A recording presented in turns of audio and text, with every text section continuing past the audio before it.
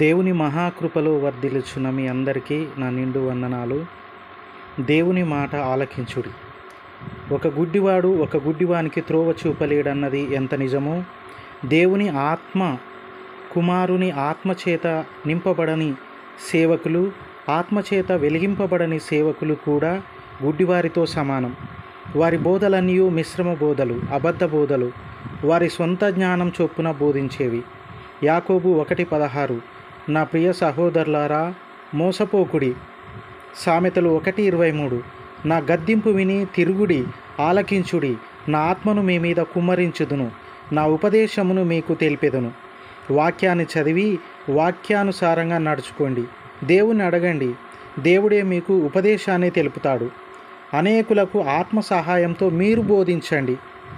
ఆత్మ సహాయం లేకపోతే మీరు పోయేది గ్యారెంటీగా నరకానికే.